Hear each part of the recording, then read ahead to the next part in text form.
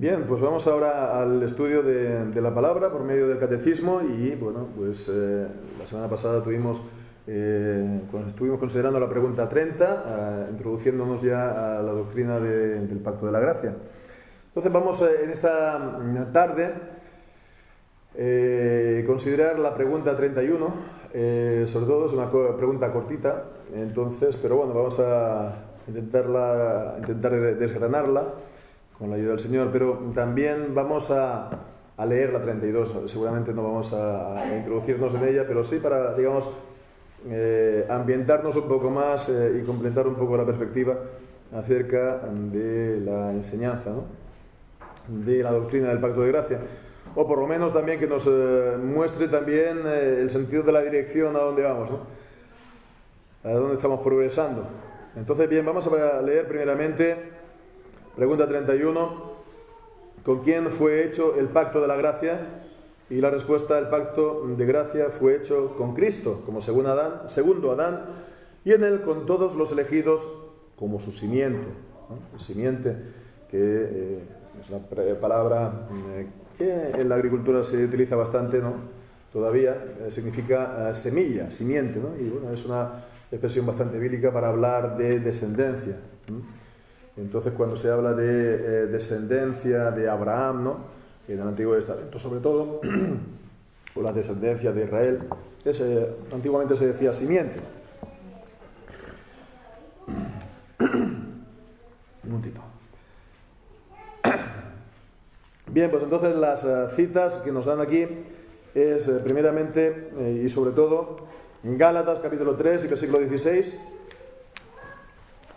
Gálatas capítulo 3 y versículo 16, cuando dice: ahora bien, a Abraham fueron hechas las promesas y a su simiente. No dice y a las simientes, como hablando de muchos, sino como de uno solo, y a tu simiente, que es Cristo. Después leemos en Romanos capítulo 5 y versículo 15. Romanos 5:15.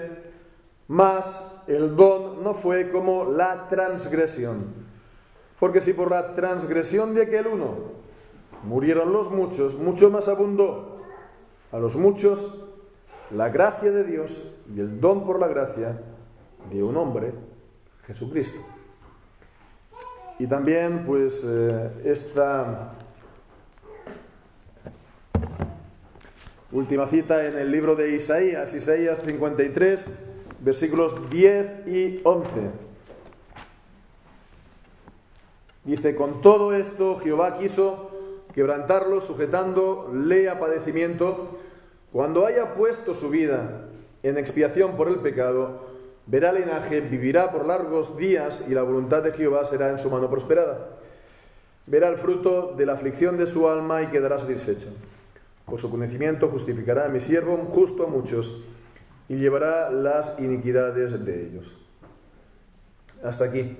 Y bueno, y en relación también con esta última cita, entre paréntesis, entre corchetes, ¿no?, como un excursus aparte de lo que vamos a ver ahora del Pacto de la Gracia, y en relación con lo que hemos visto esta mañana, el buen pastor da su vida por las ovejas, que decíamos que literalmente expone, ¿no? Y bueno, pues entonces está traducido por dar. Entonces esto simplemente para completar lo que habíamos visto.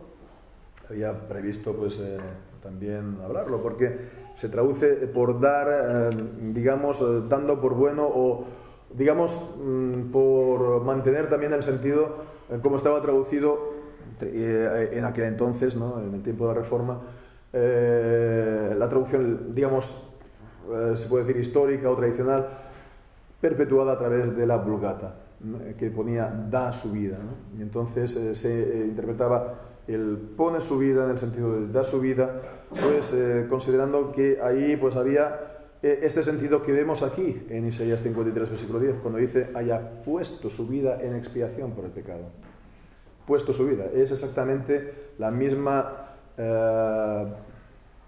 el mismo léxico o la misma palabra, ¿no? Poner su vida, ¿no? Entonces, ¿qué se veía reflejado ahí, ¿no? Pues en ese texto de Juan capítulo 10, versículo 11. Bueno, pues entonces cerramos el corchete y vamos a lo que estamos, ¿no? Que es esta pregunta 31, ¿no? ¿Con quién fue hecho el pacto de gracia? Entonces, por eso podemos titularlo esto, las partes del pacto. Todo pacto tiene las partes, ¿no? Tienen las partes que lo forman. Y bien, pues entonces vamos a introducirnos un poco más en la idea del pacto en la Biblia. La idea del pacto, el pacto o alianza que vemos entonces en la Biblia, por supuesto, de Dios con el hombre, pero lo vemos también, sobre todo en el Antiguo Testamento, entre hombres mismos, ¿no? Está el pacto de Abraham con los príncipes en el capítulo 14 de Génesis, ¿no? La palabra es la misma en hebreo, berit, pacto, alianza, que después la que siempre se utiliza del pacto de Dios con Abraham, o el pacto de Dios con Israel, el pacto de Dios con David, el pacto de Dios con los hombres, ¿no? El berit, ¿no? En hebreo, en el Nuevo Testamento, diaceque, ya hablaremos, ya llegaremos a ello. Pero vemos que está hecho también entre los hombres, Abraham y los príncipes, Génesis capítulo 14, y también Isaac y Abimelech, el hijo de Abraham, Isaac y Abimelech, en Génesis capítulo 26, lo podemos consultar, ¿no? Y bueno, pues este pacto era un compromiso solemne. Llevaba consigo también la idea de juramento, ¿no?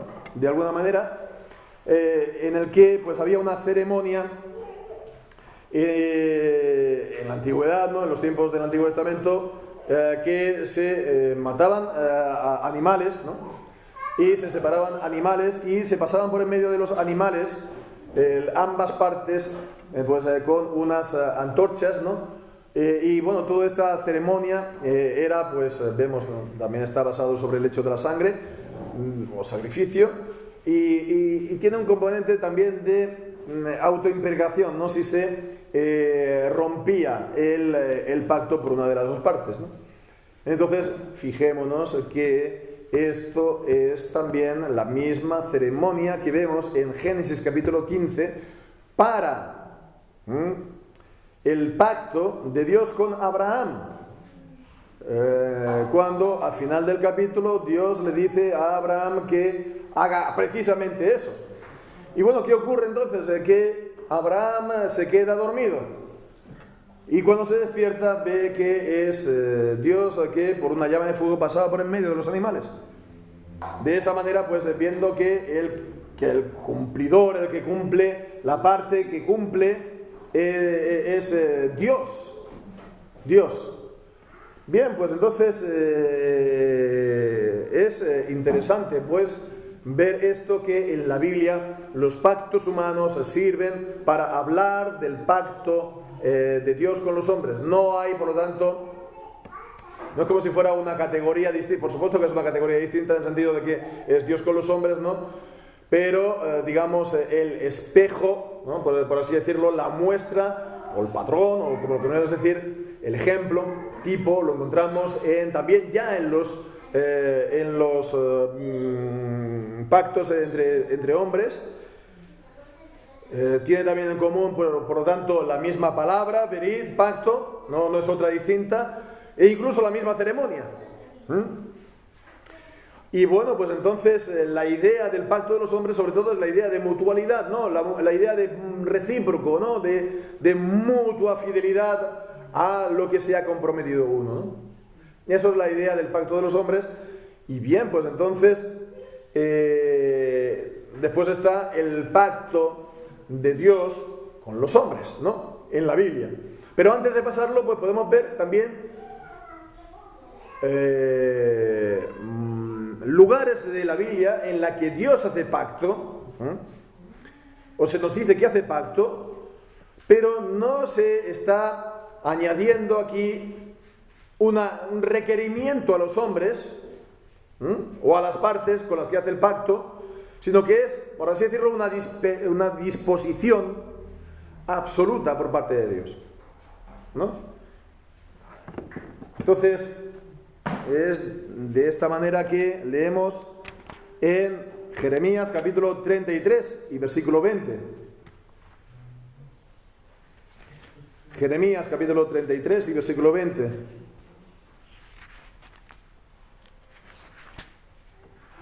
Dice, así ha dicho Jehová, si pudiereis invalidar mi pacto con el día y mi pacto con la noche, de tal manera que no haya día ni noche a su tiempo, podrá también invalidarse mi pacto con mi siervo David, para que deje de tener hijo que reine sobre su trono, y mi pacto con los levitas y sacerdotes, mis ministros. Entonces, bueno, sobre todo era la idea de, está hablando que Dios pacto con el día y con la noche, ¿no? Pacto con el día y con la noche. Entonces, bueno, pues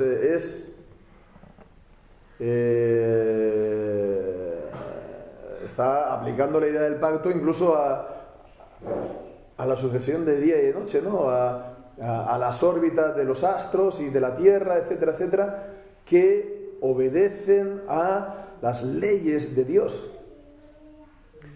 Entonces, los astros y la Tierra y el universo y el cosmos, por naturaleza, solo pueden, ¿no?, seguir las órdenes, la disposición que Dios les ha dado, de manera soberana, de manera unilateral. Bien, pues entonces pacto con el día y con la noche. Más o menos también de la misma categoría es lo que leemos en Génesis capítulo 9, el pacto que Dios hizo tras el diluvio de Génesis. Y en el capítulo 9, pues, allí leemos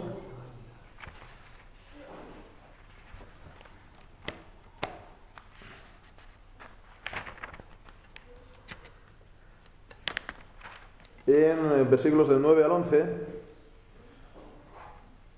leyendo el 8 también, y habló Dios a Noé y a sus hijos con él, diciendo, he aquí que yo establezco mi pacto con vosotros, sí, con Noé y con sus hijos, y con vuestros descendientes después de vosotros. Pero fijémonos, y con todo ser viviente que está con vosotros, aves, animales y toda bestia de la tierra que está con vosotros, desde todos los que salieron del arca hasta todo animal. Estableceré mi pacto con vosotros y no exterminaré ya más toda carne con aguas de diluvio, ni habrá más diluvio para destruir la tierra. Este es el pacto que hace con Noé. Y este es el pacto que hace con todas las bestias de la tierra. El pacto que es el compromiso por parte de Dios de que no los va a volver a exterminar más. Ellos, ¿qué tienen que hacer en esto? Es Dios quien lo hace. De una manera, lo establece de una manera soberana. Y es Dios quien lo lleva unilateralmente a su cumplimiento. Entonces también nos encontramos con algo parecido, pacto de paz, en Ezequiel capítulo 34 y versículo 25. Ezequiel 34, versículo 25. Y allí leemos, y estableceré con ellos, pueblo de Israel, etcétera, pacto de paz, y quitaré de la tierra las fieras y habitarán en el desierto con seguridad y dormirán en los bosques. Entonces este pacto de paz se refiere al hecho, a la bendición y a la protección de Dios de que iba a impedir que sean atacados por fieras. De nuevo es entonces una disposición soberana por parte de Dios que no es que eso entrañe entonces un cumplimiento por parte del hombre, es una disposición soberana, una bendición que Dios les va a dar. Y entonces está llamado también entonces por término de pacto.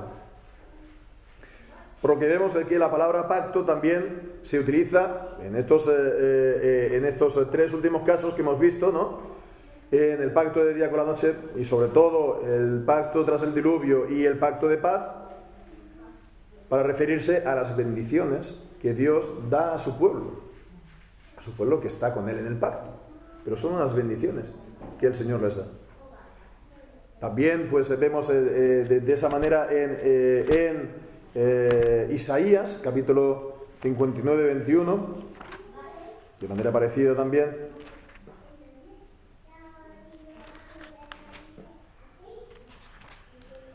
Dice, y este será mi pacto con ellos, dijo Jehová, el espíritu mío que está sobre ti y mis palabras que puse en tu boca no faltarán de tu boca, ni de la boca de tus hijos, ni de la boca de tus hijos, de los hijos de tus hijos, dijo Jehová, desde ahora y para siempre. Entonces el pacto aquí es la promesa por parte de Dios de que no le va a faltar la palabra de Dios y el espíritu también, ¿no? La palabra y el espíritu juntos, ¿no? Al pueblo de Dios, desde ahora y para siempre, ¿no?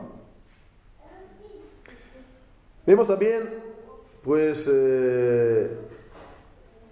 esa misma palabra en ordenanzas del culto. En ordenanzas del culto.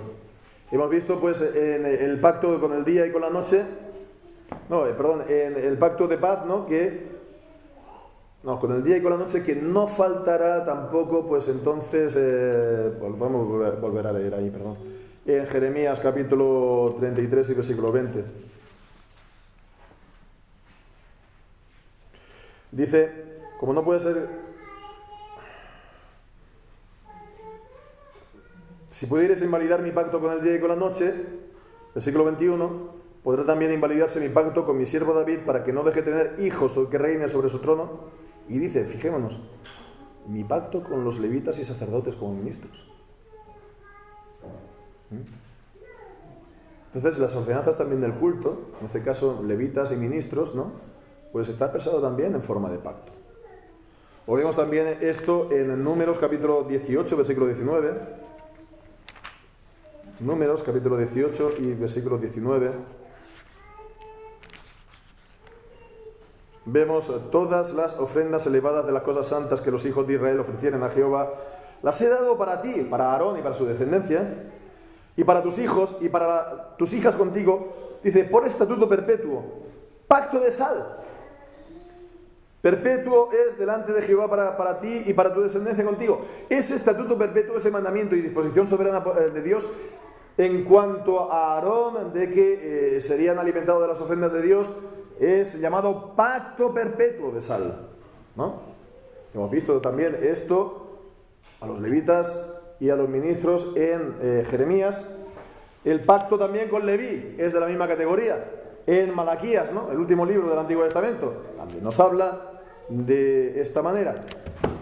En Malaquías capítulo 2, versículo 4, y sabréis que yo os envié este mandamiento para que fuese mi pacto con Leví. El mandamiento del cumplimiento del ministerio conforme a la palabra de Dios es llamado pacto. Ha dicho Jehová de los ejércitos, o en el versículo 8, mas vosotros os habéis apartado del camino, habéis hecho tropezar a muchos en la ley, habéis corrompido el pacto de Leví, dice Jehová de los ejércitos. Con lo cual vemos que en todas estas apariciones que hemos estado viendo, se está destacando sobre todo la disposición soberana por parte de Dios, ¿no? La disposición soberana por parte de Dios. Lo que Dios ha establecido es llamado pacto. Y bueno, pues entonces esto también da el trasfondo para entender la idea del pacto, sobre todo en el Nuevo Testamento. Porque hemos hablado del Antiguo Testamento, berit, pero en el Nuevo Testamento la palabra griega para pacto es diatheke. Y la palabra diatheke puede ser traducida tanto como pacto como testamento. Nuestra palabra Nuevo Testamento podría también perfectamente llamarse Nuevo Pacto. Y hay pues cierta ambivalencia a la hora de traducir en el Nuevo Testamento. Por ejemplo, lo encontramos esto en 2 de Corintios, en el capítulo 3. No he traído yo las gafas. ¿Tenéis aquí la Reina Valera 60?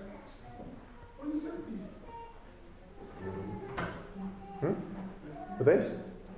Reina Valera 60, segunda de Corintios capítulo 3, versículo 14.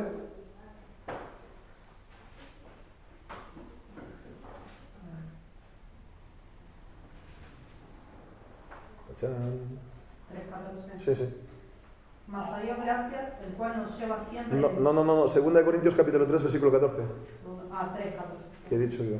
Pero el entendimiento de ellos se embotó, porque hasta el día de hoy, cuando leen el antiguo pacto, les queda el mismo velo no descubierto, el cual por Cristo es quitado. El antiguo pacto. Pues entonces no veo que aquí haya diferencia, pero bueno, en todo caso, tal vez en alguno que otro lugar que ahora no... Pero bueno, el antiguo pacto podría ser también perfectamente el Antiguo Testamento, ¿no? Es aquí un ejemplo de esto mismo. Más claro aún también claramente en Hebreos capítulo 9, versículo 15 al 18.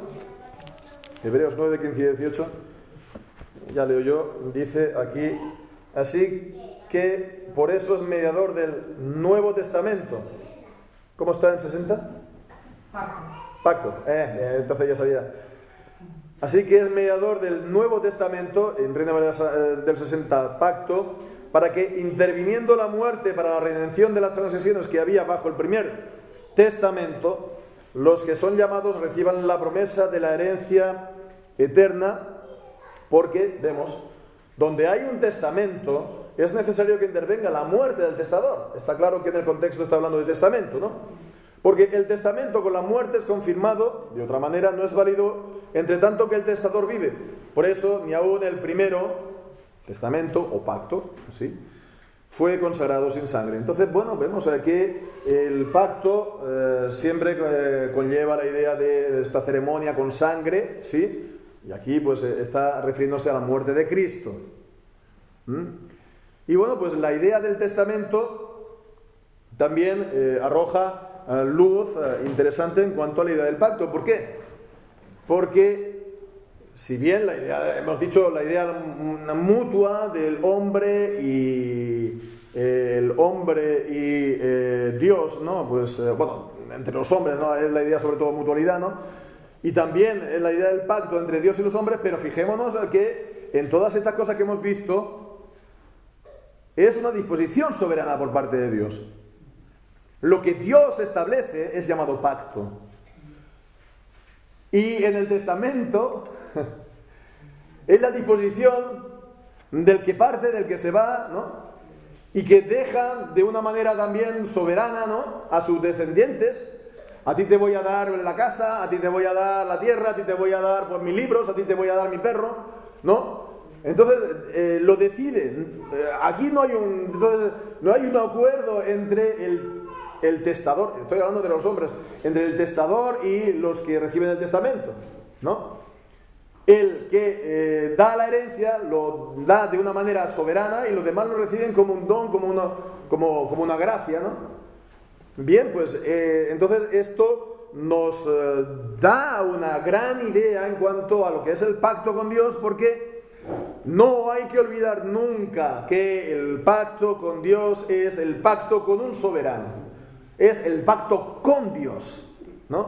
No es un pacto entre iguales. Y por supuesto que está la idea de la mutualidad, de la fidelidad mutua, pero la idea es esta, ¿no? Bueno, ya lo veremos también en la pregunta 32, que no hemos leído, por cierto, hemos pasado directamente a la materia.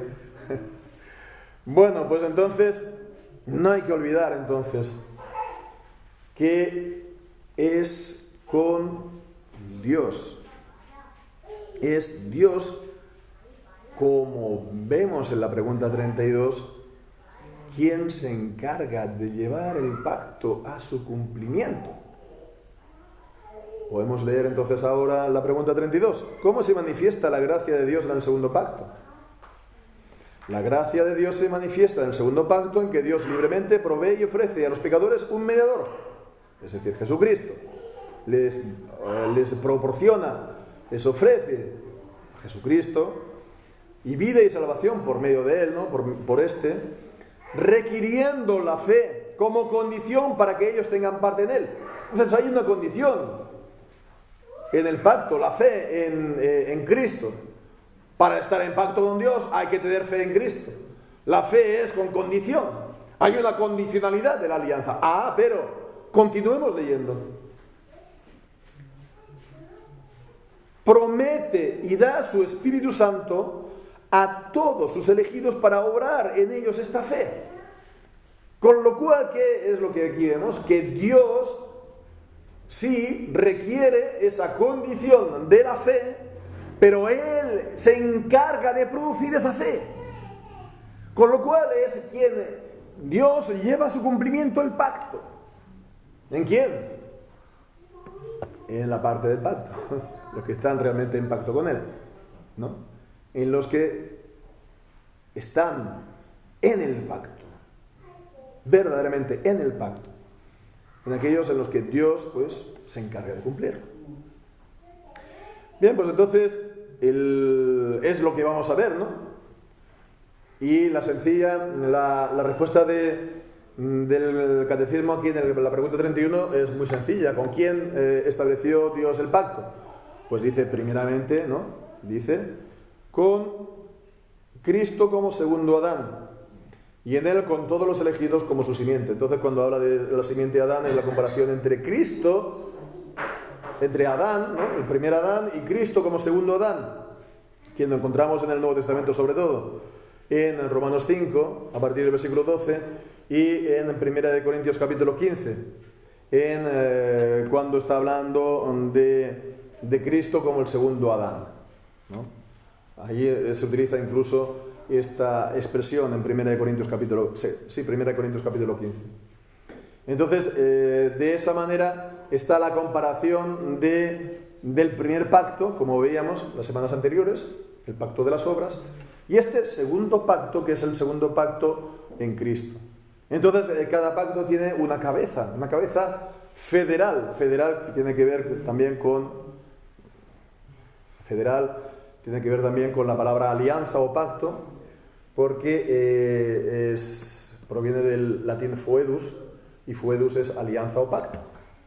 Entonces, cuando dice que es la cabeza federal, es la cabeza de la alianza, o la cabeza en la alianza, o como lo queremos decir, la cabeza... Últimamente, traduciendo del inglés directamente, se dice normalmente pactal, ¿no? O aliancial, que me parece que es una manera bastante... No me gusta para nada, es muy anglófilo. No es anglófilo, es muy... ¿cómo lo diría yo? Es un calco del inglés. Entonces es la cabeza del pacto, simplemente, la cabeza del pacto. A lo mejor se utiliza más palabras, ¿no? La cabeza del pacto es, en el primer pacto, Adán. La cabeza del pacto, en el segundo pacto, es Cristo, ¿no? Pero bueno, si dice federal, pues viene a ser lo mismo, ¿no? En vez de pactal, pues puede decir federal.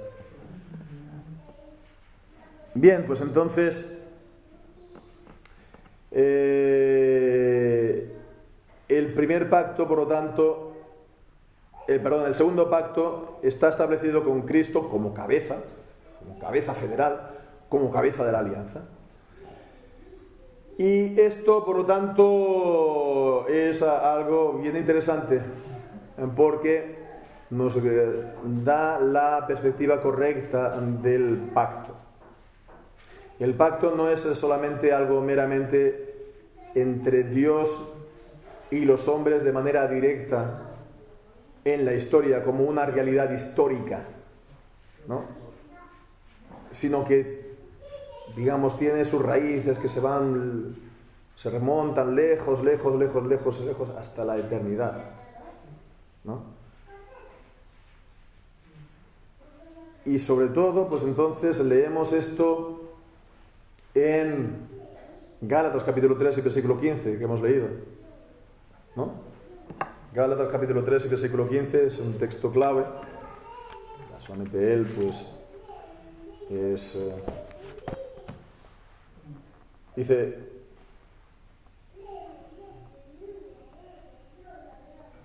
15 y 16, ¿no? Dice, ahora bien, a Abraham fueron hechas las promesas y a su simiente. No dice y a las simientes como hablando de muchos, sino como de uno solo. y a tu simiente, que es Cristo. Entonces, Dios hizo las promesas a Abraham y a su simiente en singular.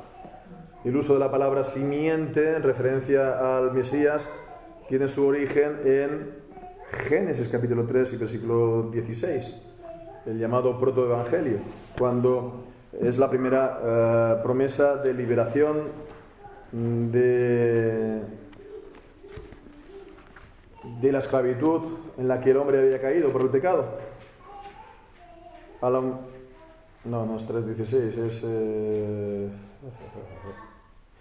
15, es 3.15. Dice, y pondré enemistad entre ti y la mujer, entre ti y la serpiente y la mujer, y entre tu simiente y la simiente suya.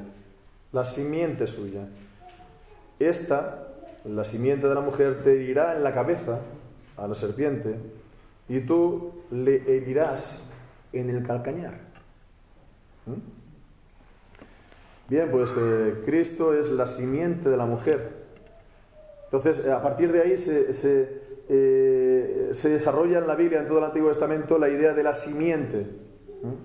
De la simiente que iba a recibir y heredar las promesas dadas a Abraham y a su simiente. Hasta llegar entonces a Cristo, que es la simiente de Abraham, la descendencia única de Abraham. Entonces, vemos que Dios le dio esas promesas a Abraham con vistas al cumplimiento en Cristo, ¿no?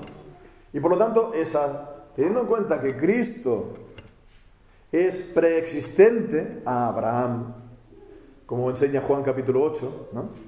Entonces, Cristo, antes que Abraham fuera, yo soy, ¿no? Dijo en Juan capítulo 8. Pues entonces, como Él es el Logos, el Verbo que en el principio estaba con Dios y era Dios, ¿no? Era con Dios, estaba con Dios y era Dios, pues entonces vemos que esto nos está dando una perspectiva del pacto, del origen del pacto en la eternidad. En la eternidad. Entonces, fue dado entonces primeramente a Cristo estas promesas. Este pacto, por lo tanto, fue concebido primeramente entre el Padre y el Hijo, y esto pues se conoce como esta transacción, ¿no? Se puede decir eterna, este acuerdo entre el Padre y el Hijo. Muchas veces en teología se utiliza la palabra de pacto de redención, ¿no? Se utilizan también términos en latín, no hace falta, eso es algo más técnico, pero bueno, pacto de redención normalmente se utiliza. Muchas veces también consejo de paz. El consejo de paz, haciendo referencia a la cita también de Zacarías capítulo 6 y versículo 13. Zacarías capítulo 6 y versículo 13, de ahí viene la expresión consejo de paz. Leemos ahí, está hablando también del contexto del renuevo, el Mesías, ¿no? Ahí se le llama el renuevo. Versículo 12. He aquí el varón cuyo nombre es el renuevo, el cual brotará de sus raíces y edificará el templo de Jehová. Él, este renuevo, ¿no? Que es, por lo tanto, también la descendencia del sumo sacerdote, él edificará el templo de Jehová. Y él llevará gloria y se sentará y dominará sobre su trono, y habrá sacerdote a su lado y consejo de paz habrá entre ambos. Entonces, también en el contexto del don de promesas, ¿no? Por parte de Dios, y en este caso al Mesías que tenía que venir, que también sería, por lo tanto, tendría el ministerio del sacerdocio. Entonces vemos, de ahí proviene que se utilice, ahora no es muy común utilizar la expresión consejo de paz para referirse al pacto de redención eterno entre el Padre y el Hijo, pero antiguamente sí, ¿no? Se utilizaba esta expresión, y de ahí que viene. Y bueno, pues también esto tiene que ver también con las promesas que Dios dio ¿A quién? A David. Segunda de Samuel, capítulo 7, ¿verdad? De que iban a tener, pues, un varón que se siente sobre el trono de David para siempre. Y es también lo que hemos cantado en el Salmo 89. Esas promesas dadas a David de su descendencia, de su simiente, alguien que se siente en su trono para siempre. Pues entonces fijémonos que aquí está hablando, por lo tanto, de David y su descendencia. Sabemos que David,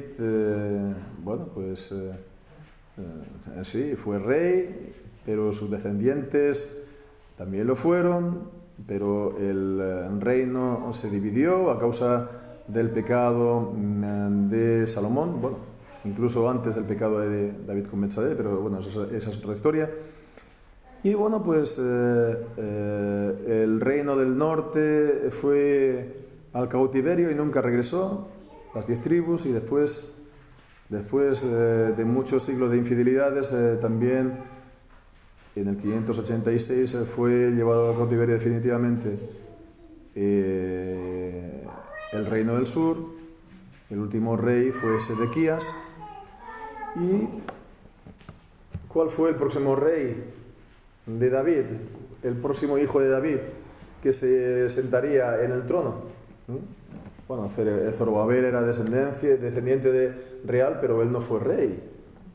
No hubo rey a partir de entonces en Israel hasta el día de hoy, ¿no? Por la parte, digamos, física, no se puede decir así, no natural. Sin embargo, entonces todas estas promesas de un descendiente de David, de un rey que reina para siempre, entonces tienen el cumplimiento en la simiente también de David, en la simiente de Abraham, porque a él fueron dadas las promesas. Esta es entonces la teología bíblica que se encuentra en la Biblia, ¿no? Vale la redundancia. Por eso entendemos que este pacto fue concebido, pues, con Cristo, entre el Padre y el Hijo, en la eternidad. Y esto tiene que ver también con lo que veíamos hace unas cuantas semanas, cuando hablábamos de Cristo, el Cordero de Dios que quita el pecado del mundo. El Cordero, el único Cordero, el Cordero inmolado desde antes de la fundación del mundo. En los planes de Dios, él pues ya había sido el siervo de Dios elegido. Isaías 53, ¿no? Isaías 42, ¿no? El siervo de Dios elegido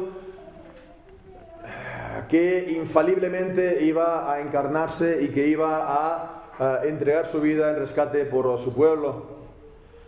Así, por lo tanto, vemos que de esta manera fue hecho el pacto, ese pacto que también encontramos, pues, lo encontramos presente de alguna manera también en este pasaje conocido de Juan capítulo 17, la oración sacerdotal de Jesús en la noche que fue entregado, ¿verdad? Pues todas estas declaraciones de Jesús cuando dice en el versículo 2: ¿cómo le has dado potestad sobre toda carne para que dé vida eterna? ¿A quién? A todos los que les diste. O en el versículo 6 dice: he manifestado tu nombre a los hombres que del mundo me diste, tuyos eran y me los diste y han guardado tu palabra. O en el versículo 9: yo ruego por ellos, no ruego por el mundo, sino por los que me diste, porque tuyos son.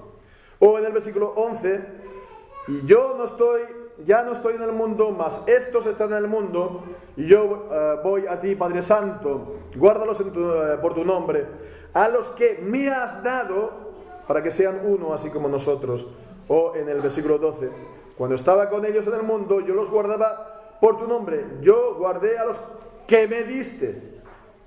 Así, por lo tanto, vemos, el Padre dio un número de gente al Hijo, por el cual Él iba a venir a humanarse, a encarnarse, a hacer la obra de la salvación para, pues eso, efectivamente salvarlos. entonces vemos que esta es también la parte del pacto. Aquellos que el Padre les dio en este acuerdo, ¿no?, entre el Padre y el Hijo, este consejo de paz, este pacto de redención en la eternidad. ¿Qué son entonces quiénes? Los elegidos. Los elegidos en Cristo, porque vemos entonces la elección ya en la eternidad. Nunca ha sido sin Cristo, ha sido en Cristo como cabeza, que ellos han sido elegidos en los planes de Dios. Y es entonces pues lo que leemos aquí, ¿no? ¿Con quién fue hecho el pacto de gracia? Con Cristo como segundo Adán, y en él con todos los elegidos como su simiente, la simiente o la descendencia, en este caso de Cristo, ¿no? Utilizando el lenguaje de Apocalipsis capítulo 12, ¿no?, que el diablo fue a hacer la guerra con los descendientes de él, que es simiente, ¿no? Bueno, pues entonces de esa manera la simiente de Cristo también está comprendida en ese pacto. No es entonces exclusivamente con Cristo, sino con Cristo y aquellos por los cuales Cristo vendría a salvar. Entonces vemos, habíamos hablado antes que hay una manera de ver, no sé si corriente, pero sí la hay, incluso en sectores reformados algunos, ¿no?, que ven entonces el pacto meramente como algo histórico, humano, entre Dios y los hombres, ¿no? Sí, Cristo es el mediador, pero no se articula mucho la figura de Cristo en el pacto de esta manera que estamos viendo, ¿no? Bueno, pues eso es, sí, una manera no muy correcta de ver las cosas, pero por otra parte, hemos de ver también que el pacto es hecho también con los elegidos. Entonces, bueno, se suele hacer entonces una distinción, como ya he dicho, ¿no?, entre el pacto de redención y el pacto de la gracia. También hay sectores que prescinden de esa distinción y ya hablan del pacto de la gracia también, entonces, que el pacto de la gracia es el pacto establecido en la eternidad entre el Padre y el Hijo. Y bien, pues entonces creo que es útil hacer esta distinción, ¿no? Es una distinción terminológica, en los términos, entre el pacto de redención y el pacto de la gracia. No es que sean dos pactos distintos, en esencia es el mismo pacto. No son dos pactos distintos, ¿no? En esencia es el mismo pacto. Pero es bueno verlo, ¿por qué? Porque el pacto de la redención es entre el pacto y entre el Padre y el Hijo en la historia, y con los creyentes estamos en el tiempo. Los creyentes sí estamos en la mente de Dios, porque Dios tiene las ideas y conoce todas las cosas desde antes de la fundación del mundo, sí, pero no tenemos una preexistencia. No tenemos una preexistencia. No, nuestras almas no, a pesar de lo que algunos, incluso padres o así llamados, decían que las almas tienen preexistencia, ¿no? No tienen preexistencia. Eso más bien es una visión de la filosofía griega, no de la enseñanza de la Biblia. Las almas no tienen preexistencia. Entonces, es algo que se lleva a cabo en la historia, en el tiempo. El pacto de gracia lo conocemos nosotros en la historia, es el pacto de la gracia. Y ya digo, entonces es una distinción útil, ¿no? ¿Por qué? Porque bueno, en la eternidad, en el consejo entre el Padre y el Hijo, los elegidos son vistos por Dios como gente a redimir. Dios no lo ve en el futuro porque Dios siempre está en el eterno presente, ¿no? Pero el mundo no ha sido creado entonces, ¿no? Mientras que ahora es cuando se efectúa el llamamiento y la redención de estos elegidos, y son incorporados en el pacto. Ellos, sus personas, sus almas. Entonces, bueno, es una distinción útil porque es algo parecido también a la de la iglesia visible y la iglesia invisible. No es exactamente lo mismo, es por analogía. No son dos iglesias distintas, es la misma iglesia. Son dos aspectos de la misma iglesia, ¿verdad? La iglesia visible, aquí en la tierra, en la historia, y la invisible, la que está siempre delante de Dios, ¿no? En su mente. Entonces, bien, esto es lo principal, ¿no? Esto es lo principal. El pacto de la gracia, por lo tanto, vemos en sí mismo, es la salvación de los elegidos, tal como es concebido por Dios en la eternidad. Es la salvación de Dios, que Dios da a los elegidos. Esa disposición soberana que Dios da a los elegidos. Pero, desde el punto de vista de la historia, del tiempo, pues el pacto de la gracia es el medio por el cual los elegidos llegan a la salvación. Son distintos enfoques, ¿no?, de la misma realidad. Entonces, por un lado es absoluto, sin condiciones por parte de Dios, es una disposición soberana por parte de Dios, como hemos visto. Pero por otro lado, conlleva condiciones, como hemos visto en la pregunta 32. La condición es la fe en Cristo, ¿no? Y es absoluto en el sentido que, bueno, Dios cumple se encarga de cumplir esa condición en nosotros y que nosotros tengamos fe, ¿no? Entonces, bueno, ya esta relación entre lo que Dios pide y lo que Dios da, las condiciones, en qué sentido es condicional, en qué sentido es incondicional, todo esto es, bueno, más bien para insistir en el próximo estudio, pero bueno, es algo importante porque aquí tal vez digo tal vez en un sentido meramente retórico, buena parte de nuestras diferencias con los hermanos bautistas, al menos aquellos que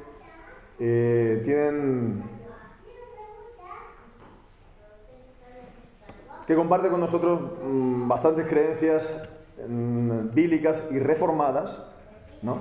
Entonces ellos también acostumbran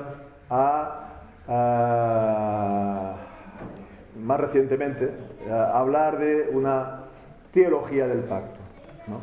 Una teología del pacto, pues bautista federal o federal bautista, o etcétera, etcétera, y sin ánimo de faltarle el respeto ni nada, con todo el respeto que nuestros queridos hermanos bautistas los tenemos de verdad, ¿no?